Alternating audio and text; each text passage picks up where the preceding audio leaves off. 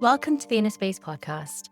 I'm Nisha, therapist, coach, and guide for women ready to step into deeper self-worth and wholeness. This is the space where we unravel identity, healing, and relationships with raw, grounded conversations that go beneath the surface. Together, we'll explore the roots of your anxiety, depression, trauma, self-worth, and relationship patterns, and uncover the truths that help you reconnect with yourself, trust your voice, and find the freedom to live fully. Today, we're going deep into a topic that touches so many of us, but we often treat only on the surface. Anxiety. I don't mean those fleeting moments of nerves before a presentation or that little jolt when you're running late. I'm talking about the kind of anxiety that feels woven into your everyday life. The racing thoughts, the tight chest, the constant scanning for what could go wrong. And here's the truth. Anxiety isn't random. It's not weakness, it's your nervous system's way of trying to keep you safe. It's a signal that something internally it's not sitting right. This is not just theory for me. I've sat with anxiety in my own life many times, and I've walked alongside countless clients who thought they were doomed to feel anxious forever. But when you go beneath the surface and you listen to what your anxiety is actually trying to say, you can begin to shift it in a real and lasting way. So today we'll explore why anxiety comes up, how it shows itself in your body, your mind, and your relationships, why quick fixes rarely work, and how deeper approaches like parts work can actually transform the way you understand and work through anxiety. So first, let's talk about why anxiety even shows up. At its core, anxiety is a survival mechanism. It's your body's way of preparing you for danger. Imagine thousands of years ago. Your ancestors needed that heightened alertness to spot threats and stay alive, to keep them alive. The problem was that in our modern world, our nervous systems are still wired in the same way. And when we grow up in environments that aren't safe for us emotionally, mentally, or physically, that survival response never really switches off. Here's a key truth about anxiety. It's a sign that a part of you does not trust the world, or even trust yourself, to keep you safe. Some root causes that I see in anxiety over and over again is growing up with unpredictability. If you never knew what mood a parent would be in, your body may have learned to stay on high alert. Perhaps constant criticism or control. If you were shamed or micromanaged, your nervous system learned to anticipate threat, even in neutral situations. Things like suppressed emotions. If fear, anger, sadness weren't safe to express, they didn't disappear, they transformed into anxiety. Looking at things like intergenerational patterns, many of us carry inherited hypervigilance, anxiety that doesn't even start with us. So when we feel random anxiety, it's rarely ever random. It's a younger part of us still doing its best to keep us safe, the only way that it knows how. Now, let's look a bit more about how anxiety actually shows up, because it's not just in your head. It shows up cognitively, in your overthinking, spinning worst-case scenarios, that constant inner commentary that never rests. It can also show up physically as well. The racing heart, shallow breathing, butterflies, nausea, tight muscles, restless sleep, maybe the need to go to the toilet. And it shows up relationally, maybe through control, needing to know every single detail, really holding on tight to need that certainty. It might feel like holding on, white knuckle gripping, control for clarity, so that externally, if we know the information, we tell ourselves internally we're going to feel safe or it's going to be okay.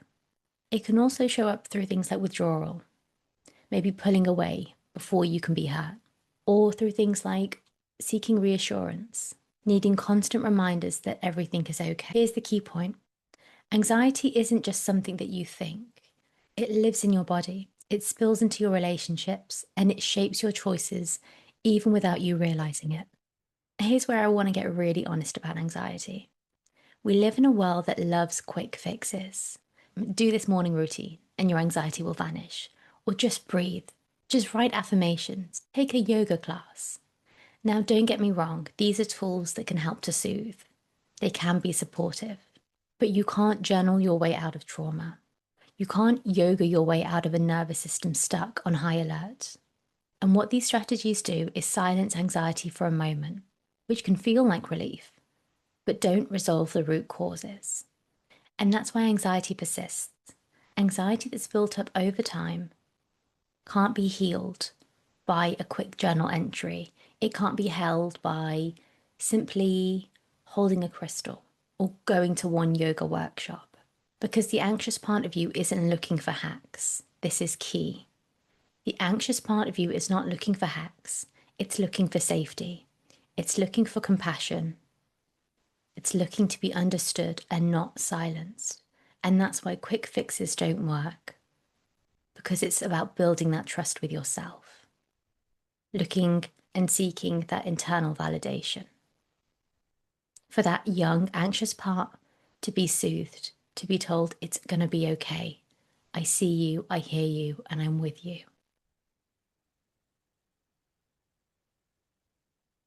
This younger, anxious part doesn't care about the yoga class. It doesn't care about the journaling or just breathing. It's looking for safety. And that safety is tied within you on multiple levels, emotionally, physically, through your nervous system. If your nervous system doesn't feel safe, your mind and emotions won't feel safe. That younger part of you will not feel safe. So how do we help ourselves to have more compassion, to have more understanding for these anxious parts? Parts work, also known as IFS, internal family systems, is based on the idea that we're not a single self with a single voice. We're made up of many parts. Some parts carry fear, some maybe carry shame, some carry protectiveness. And anxiety is often a part that's been overworking for years. Let me give you an example to help break this down a bit more. For me, my anxiety wasn't one big monster. It was a scared part of me that didn't feel safe in the world. And I had another part who thought it had to control everything in order to survive. So when I began to meet these parts, instead of fighting them, things started to change. When I began to sit with these parts and understand them more, what are they scared of? What are they afraid is going to happen? And how are they trying to keep me safe?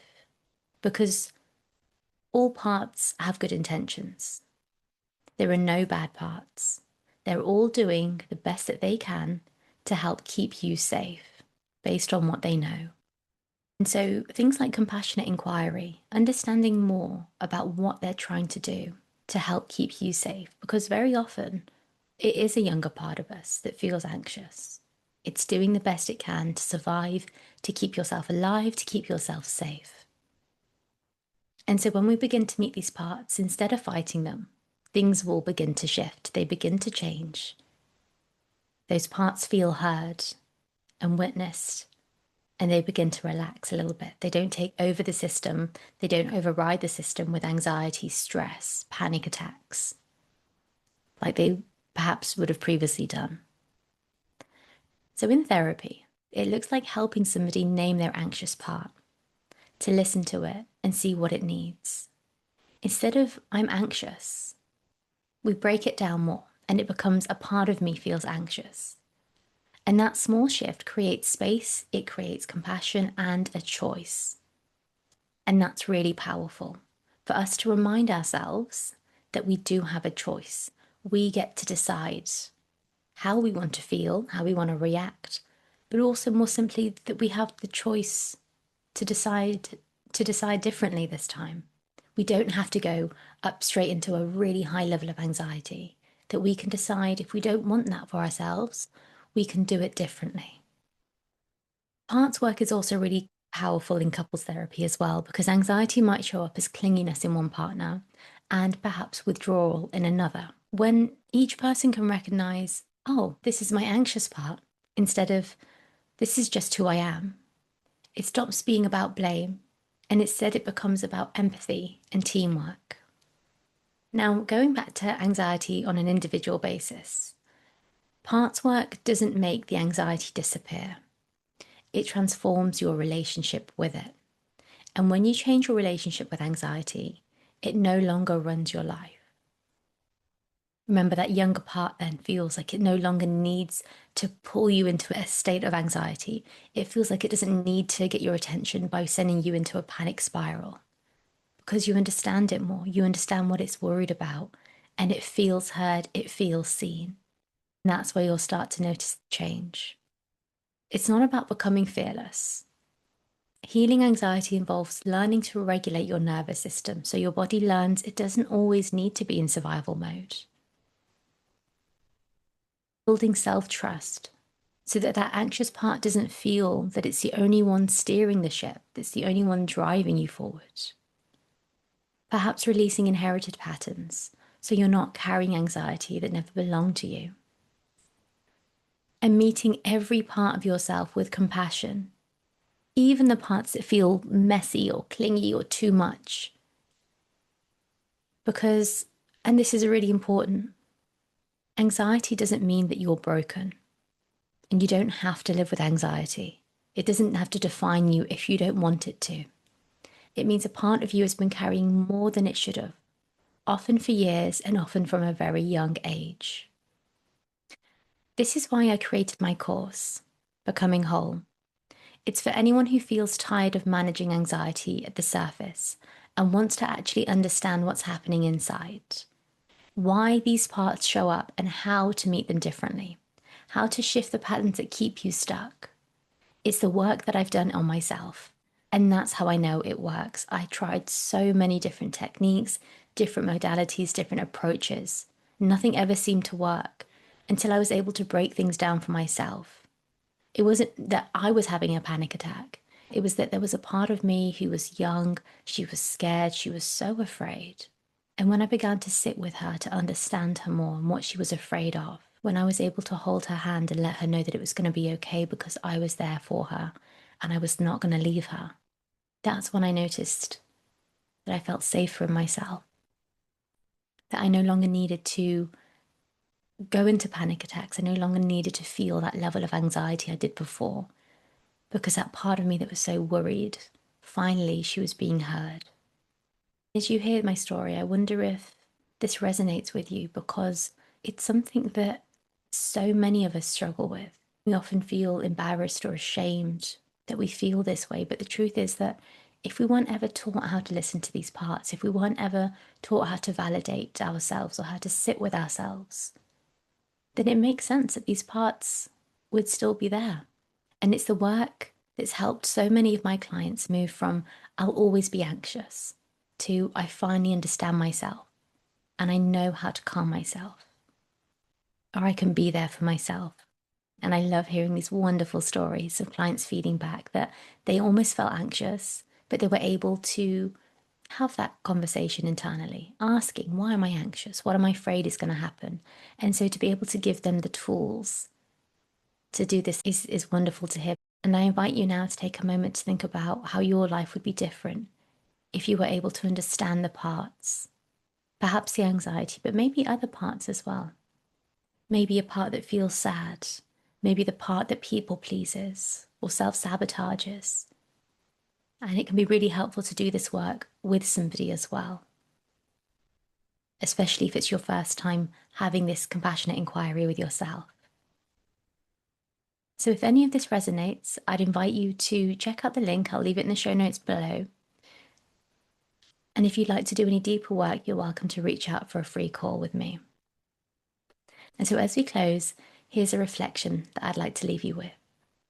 Asking yourself, what might your anxiety be trying to protect you from? What would it feel like to meet that part of you with compassion instead of fear? Instead of trying to push it away or ignore it, how would it feel to open the space with this part, to just get to know it? That's the beginning of healing. Not pushing it away, but listening to it and finding out what it needs. What does it need to feel safe, to feel heard, to be witnessed and held? The more you can understand that, the stronger you'll build a relationship with your anxiety. It will begin to trust you, and it will loosen, it will lift whenever it's ready, but you will begin to see the changes. Think of it as perhaps you have children maybe nieces, nephews, young cousins. You wouldn't ignore that child if it was crying or upset or distressed in any way.